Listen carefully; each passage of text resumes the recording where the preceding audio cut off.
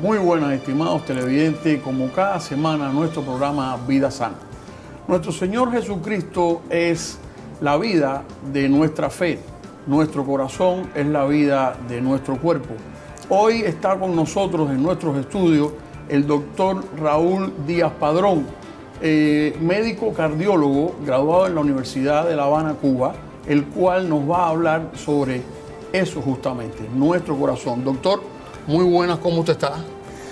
Muy bien. Oiga, para nosotros es un placer tenerlo aquí en nuestros estudios con un tema tan importante como es el tema cardiovascular.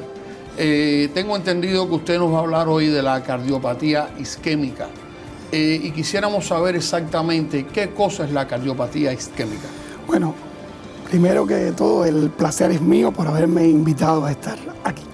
Bueno, la cardiopatía se le llama cardiopatía isquémica al conjunto de afectaciones cardíacas que se producen por un déficit de irrigación sanguínea al corazón, es decir, por la isquemia del músculo cardíaco, la isquemia del miocardio, de ahí el nombre de cardiopatía isquémica. Esta es una enfermedad sumamente importante, sobre todo en el último siglo. Para que se tenga una idea, la cardiopatía isquémica es la enfermedad de mayor morbimortalidad en el mundo y México, por supuesto, no escapa a esto. El crecimiento de la morbimortalidad, de la incidencia de esta enfermedad en el mundo ha ido increciendo en los últimos años. Pero en los últimos 5 años se ha producido un fenómeno, y es que el crecimiento mayor se ha producido en países en vías de desarrollo o de economía emergente. Como les decía anteriormente, México no escapa a ello. Por ejemplo, en los últimos 5 años, el 55% de las muertes en México se debieron a cardiopatía isquémica. La cardiopatía isquémica tiene varias formas clínicas de presentación que después, más adelante, pudiéramos abordar. Ahora, ¿a qué se debe la cardiopatía isquémica? Generalmente, o sea, en la inmensa mayoría de los casos, más del 98% de los casos, este déficit de irrigación sanguínea al músculo cardíaco, esta isquemia del miocardio, se produce por obstrucción de las arterias que nutren de sangre el corazón, o sea, de las coronarias, y se debe a la obstrucción de estas arterias por la implantación de una placa de ateroma, que después se le suma la implantación de un trombo que entre ambos producen la obstrucción arterial. Esta enfermedad es una enfermedad inflamatoria que se le llama la ateroesclerosis, la cual puede sufrir cualquier arteria del organismo. Cuando lo sufren las arterias coronarias, le llamamos entonces la coronarioesclerosis. Es decir, que más del 98% de los casos de cardiopatía isquémica se producen por la coronarioesclerosis, o sea, por la obstrucción, por la placa de ateroma de las arterias coronarias. Como le decía anteriormente, más de la mitad de las causas de muertes en México se han producido por cardiopatía isquémica. Dentro de ellas, más del 83%, exactamente el 83,6% de las causas se debió al infarto del miocardio, que es una de las formas clínicas de la cardiopatía isquémica. Ahora, si dividimos la incidencia de esta enfermedad por sexo, podemos decir que hasta los 60 años es una enfermedad masculina. La proporción de cardiopatía isquémica es de 1 a 5, o sea, 1 de cada 5 hombres sufre cardiopatía isquémica. Sin embargo, una de cada 17 mujeres antes de los 60 años sufre de cardiopatía isquémica. Doctor, ¿en qué incide esto que la mujer tenga menos cardiopatía isquémica que el hombre? Pregunta muy interesante. Lo que pasa es que en la edad fértil, las hormonas que las mujeres secretan para menstruar mensualmente, como sabemos, tienen una acción antiinflamatoria y antiaterogénica muy potente. Es por eso, como le había dicho al principio, que la aterosclerosis es al final una enfermedad inflamatoria del endotelio vascular. Y estas hormonas que secretan durante el periodo fértil, o sea, hasta la menopausia de las mujeres, la protegen de esta enfermedad. Sin embargo, después de los 60 años, la incidencia de cardiopatía isquémica se igualan en los hombres y las mujeres. Hay algunas estadísticas que recogen que aumenta después de 60 años la mortalidad en las mujeres de cardiopatía isquémica. Es decir, las mujeres sufren esta enfermedad durante menos tiempo, pero después de los 60 años, la incidencia, la posibilidad de sufrir de cardiopatía isquémica y la posibilidad de morir de cardiopatía isquémica de las mujeres es exactamente igual que la del hombre. Hay un dato que parece curioso, pero que refleja esto que le había explicado. Por ejemplo, mira, el 61% de los hombres en médicos son casados. Sin embargo, alrededor del 30% de las mujeres en médicos son casadas. Sabemos que a esta edad llegan mucho más mujeres que hombres. Pero enviudan solo el 20% de los hombres y sin embargo pueden enviudar hasta el 52% de las mujeres. Este dato, que parece curioso, refleja este dato estadístico que le había dicho anteriormente. Óigame, está muy interesante eso. La cardiopatía isquémica tenía yo entendido, porque nos estudiamos un poco antes de llegar a este tema con usted, que tiene más posibilidades de muerte una persona por cardiopatía isquémica que por un accidente de tránsito. ¿Y es correcto esto por lo que usted me está diciendo? ¿Cómo no? Si sumamos la posibilidad de fallecer por cardiopatía isquémica o por enfermedad cerebrovascular, pues entre las dos, es más posible fallecer por cardiopatía isquémica más enfermedad cerebrovascular que por todo el resto de las causas juntos. Yo le había dicho al principio que el 55% de los fallecimientos de los últimos 5 años se debieron a la cardiopatía isquémica. Doctor, muy interesante, realmente. Vamos a irnos un corto y vamos a regresar con esta enfermedad que realmente está causando estragos, y lo que podamos estar informados con respecto a ella nos va a ser muy útil para todos en el futuro. Nos vamos a un corto y regresamos enseguida. Gracias.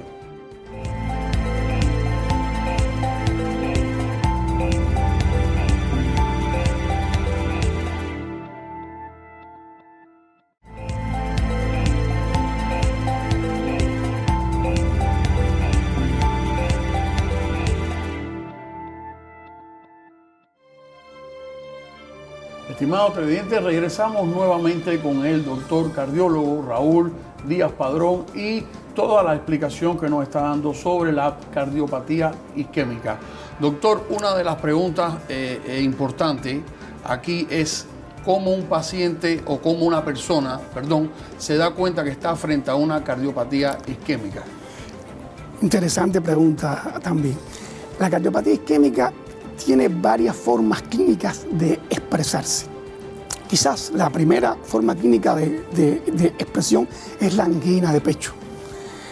Otra forma clínica puede ser el infarto del miocardio. ¿Usted le puede explicar a los televidentes qué es la angina de pecho? ¿Cómo no? La angina de pecho es el dolor torácico producido por la isquemia del miocardio. O sea, la isquemia del miocardio puede expresarse por un dolor torácico característico, que es un dolor torácico que tiene carácter sordo, o sea, no es localizado, opresivo, que puede irradiarse fundamentalmente al cuello, a la mandíbula, a los brazos, a la espalda, que dura generalmente menos de media hora, entre los 10 y 15 minutos, que aunque puede aparecer en reposo, está relacionado con los esfuerzos físicos. O sea, es un dolor en el pecho que se ramifica hacia las diferentes extremidades y que dura aproximadamente unos 30 minutos. Generalmente dura menos de 30 minutos, puede durar hasta 30 minutos. Ahora, la angina de pecho, este dolor tiene una personalidad.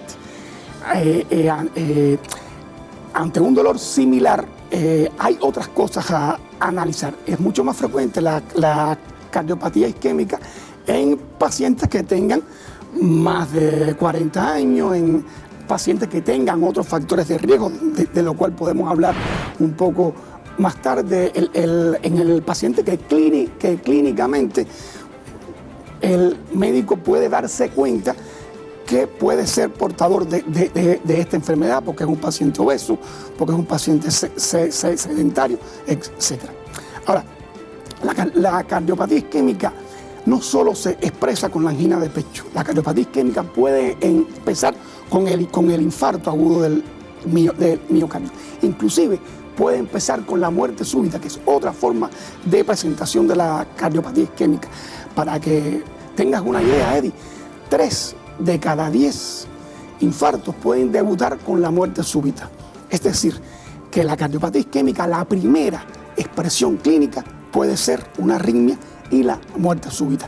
Y también se puede expresar de manera insidiosa y llevar al paciente al déficit de función del órgano, lo que llamamos la insuficiencia cardíaca. Ahora, te describí anteriormente las características del dolor anginoso.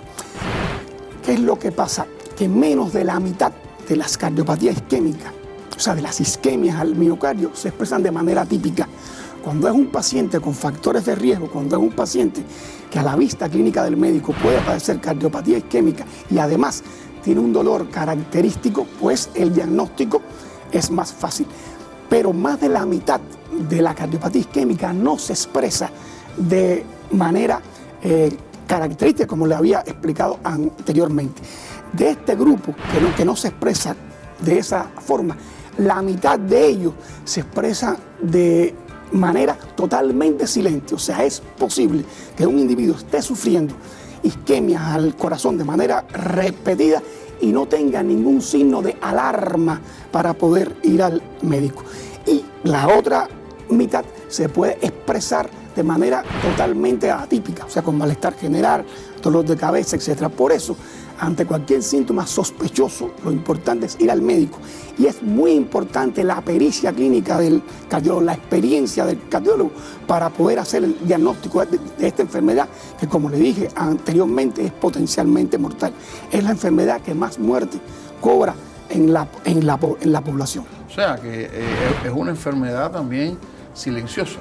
O sea, es una enfermedad que muchas veces puede estar ocurriendo y no da ningún tipo de síntomas. Es válido esto que de cada cierto tiempo la persona debe estarse chequeando con su médico para saber si está ante una cardiopatía isquémica o no, o si es candidato a esta enfermedad. Es cierto, Eddie. Incluso los médicos le damos mucha importancia a esta expresión clínica, porque cuando el paciente tiene dolor en el pecho, cuando el paciente tiene algún síntoma que le haga sospechar que padece esta enfermedad, pues esto le sirve de alarma para ir al médico. Pero cuando el paciente tiene síntomas atípicos, cuando la enfermedad se manifiesta de manera totalmente silente, pues pierde esta alarma. Y muchas veces cuando va al médico, ya la enfermedad tiene una afectación moderada en el órgano. Pero además, como te había dicho anteriormente, la primera expresión de esta enfermedad puede ser la muerte súbita. La primera expresión de esta enfermedad puede ser el infarto. Hay una estadística de acá de México interesante, y sabes que de más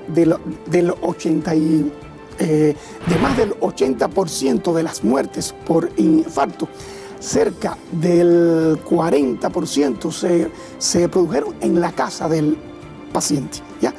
Lo que es importante, el chequeo periódico, lo que es importante, el chequeo de los factores de riesgo. Doctor, cuando nos fuimos a un corto recibimos una llamada de un televidente que preguntó cómo es posible identificar un dolor en el pecho producido por el corazón, en este caso, a un dolor que a veces produce un aire o lo que le llaman un gas dentro del cuerpo. ¿Hay alguna característica diferente entre uno y otro? Bueno, como le había explicado anteriormente, el dolor de origen isquémico, la angina de pecho, tiene unas características típicas de ser un dolor sordo, no localizado, con la irradiación que había explicado anteriormente. Ahora, le había dicho que también se puede expresar de manera atípica, y cuando se expresa de manera atípica puede padecer un dolor, puede parecer un dolor epigástrico, se puede expresar con dolor de cabeza, malestar general. La pericia clínica del médico es muy importante. Claro. O sea, cuando usted tiene un dolor en el pecho, lo más aconsejable es que acuda rápido a su médico. ¿Es así o no es así? Así mismo es. Vámonos a un corto y regresamos con el doctor Raúl Díaz Padrón en el tema de prevenir esta enfermedad.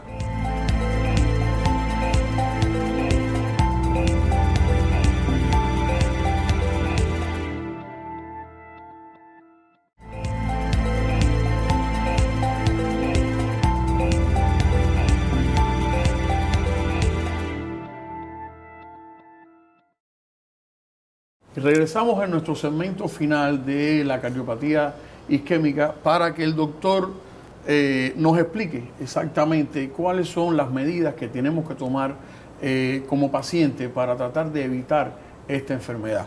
Doctor, regresamos con usted y por favor denos una explicación de cuáles son las medidas que deben tomar nuestros televidentes, todo el que nos está viendo hoy, para tratar de evitar esta patología, ¿no? Sí. Mira, lo más importante es actuar sobre los factores de riesgo de la aterosclerosis, que es la etiología fundamental de esta enfermedad, como le había dicho anteriormente.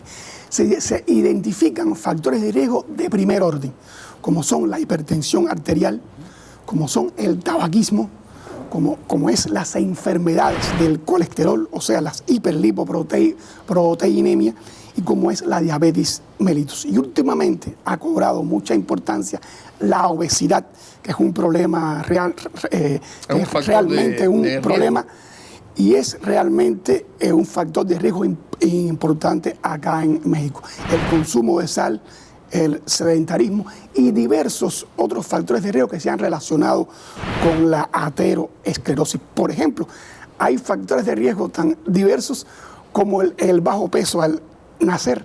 Algunos investigadores ya han identificado incidencia de cardiopatía isquémica en las arterias relacionadas con la placenta. O sea, es probablemente una enfermedad que nos acompaña durante toda la vida. Estos factores de riesgo la pudieran hacer acelerar y que se afectara el corazón por una obstrucción de las arterias coronarias, como había explicado anteriormente. Ahora, el problema, Eddie, es que hay un grupo de factores de riesgo que no podemos controlar, como es, por ejemplo, el envejecimiento.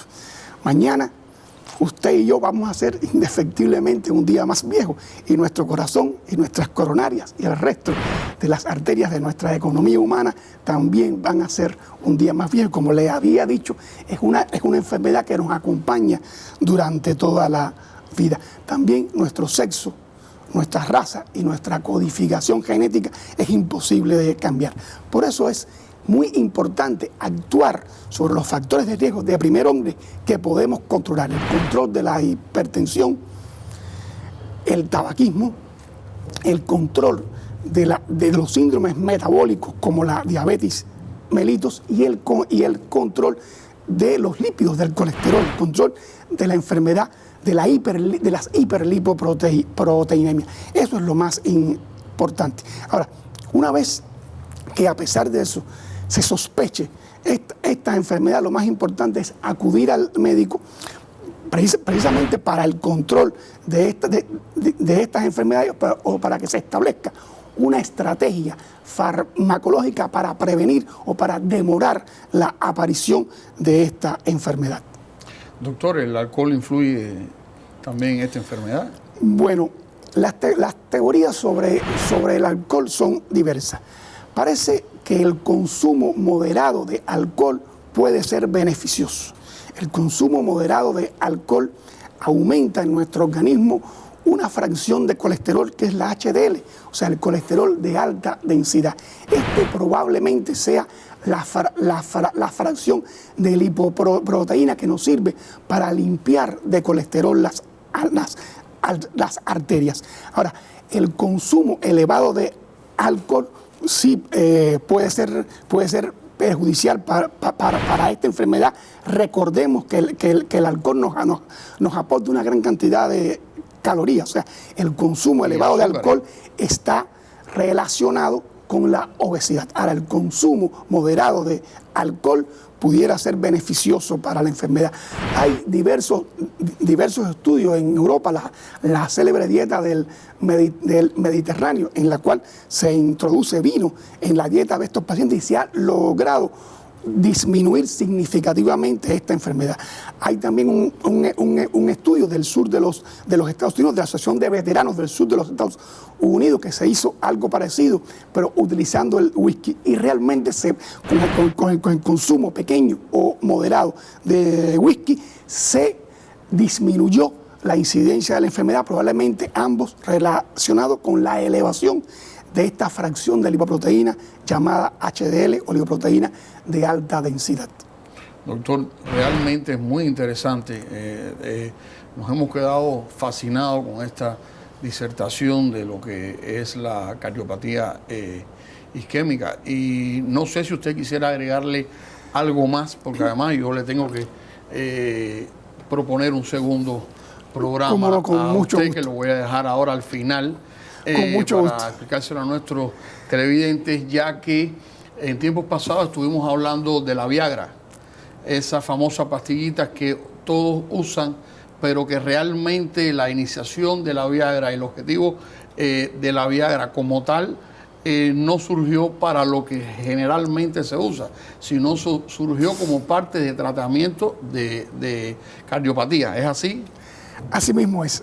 Déjame concluir la idea anterior diciéndole que se ha demostrado que cuando el paciente acude en edad temprana de esta enfermedad al médico, más del 50% de la evolución de esta enfermedad es prevenible. Ahora, con respecto al sildenafil, esto que usted llama Viagra, pues es muy interesante y es verdad que el inicio de la Viagra no es para lo que generalmente se usa. De todas maneras, es interesante definir eso de lo que generalmente se usa, porque en el momento actual tiene muchos usos. Y entonces, quizás en un próximo programa pudiéramos abordar este tema. Muchísimas gracias, doctor, por tenerlo aquí. Vuelva a ser un placer. Muchas gracias. Y lo vamos a esperar para este programa, que es muy interesante, porque realmente la Viagra es un tabú y todo el mundo piensa que se usa para una sola cosa, y no. Realmente la Viagra se usa en tratamientos importantísimos, en prevención de inclusive derrames, en prevención de cardiopatías isquémicas. Surgió como una solución a problemas médicos, no como lo que realmente hoy se ha convertido. Regresamos con ustedes en el próximo programa Vida Sana. Espero que hayan disfrutado y nos vemos. Muchas gracias.